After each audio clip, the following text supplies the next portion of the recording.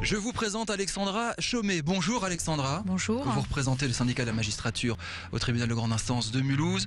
Je l'ai dit tout à l'heure, les magistrats sont en colère. Petit rappel des faits, c'est la terrible affaire Laetitia Perret, jeune fille retrouvée morte.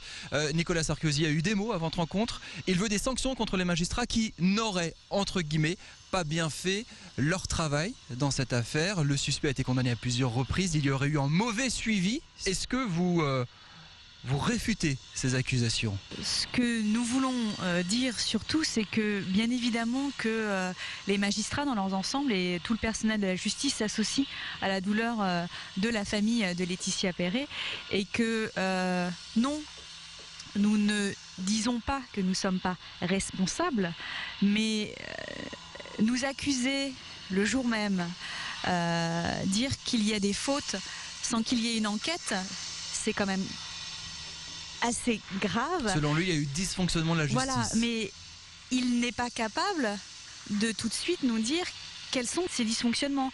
Personne ne peut nous démontrer aujourd'hui, et j'ai envie de dire malheureusement, s'il avait été suivi, est-ce que le drame de toute façon aurait pu être évité ?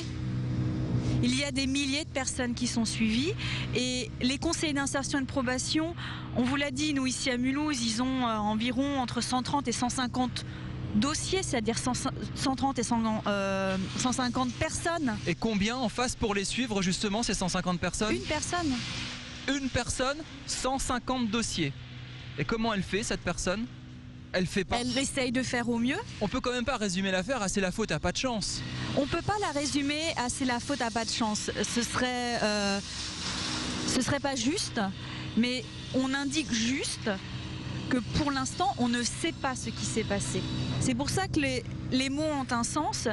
Ça a été dit et redit, mais effectivement, quand un président de la République se permet d'utiliser le présumé coupable, c'est quand même important, c'est grave. Enfin, je veux dire, j'ai aussi entendu qu'on n'était pas légitime parce qu'on n'était pas élu.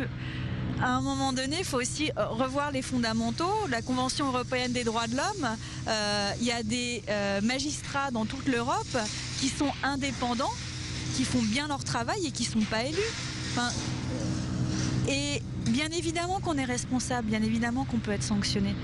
Mais ce qu'on essaie de faire comprendre, c'est que pas l'idée de sanctionner les magistrats qui vous préoccupe aujourd'hui. Non, pas du tout. Vous accepteriez une éventuelle sanction si effectivement tout à fait. Un magistrat aurait mal fait son travail? Et ça se fait. Enfin, je veux dire, faut arrêter de faire croire qu'on n'est pas sanctionné.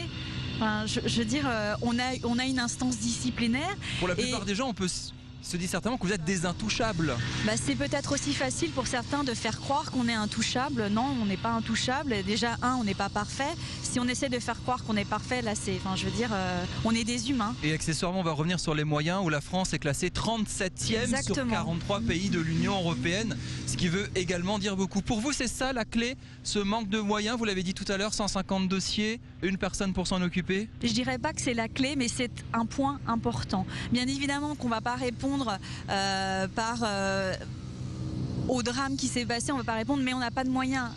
Ça serait totalement également du côté de la démagogie, sauf qu'on essaye de dire que depuis des années, on n'a peut-être pas assez communiqué, c'est peut-être notre faute, mais depuis des années, on fait avec ce que l'on a.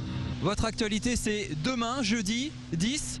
Grande journée d'action, ça fait quelques jours qu'en fait dans les tribunaux la grogne monte, il y a des affaires qui sont arrêtées, des procédures qui sont reportées, demain vous manifestez et ensuite il se passe quoi? On essaye de faire comprendre aux justiciables qu'à un moment donné il faut quand même pouvoir dire aux politiques qu'ils doivent faire leur travail. Ils doivent gouverner, ils doivent voter des lois, mais nous, on doit être en capacité de pouvoir travailler également. C'est pour ça que demain, on se mobilise partout en France pour simplement exprimer eh bien, le fait que tous les personnels de justice, parce qu'il n'y a pas seulement que les magistrats, c'est ça aussi qu'on essaie de faire comprendre, c'est qu'il y a les policiers, les gendarmes, les fonctionnaires, les conseillers d'insertion et de probation, les éducateurs de la protection judiciaire de la jeunesse, qui disent, mais à un moment donné, vous ne pouvez pas tout nous demander, tout et son contraire. Vous ne pouvez pas nous demander d'incarcérer des gens. On est passé de 40 000 à 62 000 personnes détenues en l'espace de 10 ans.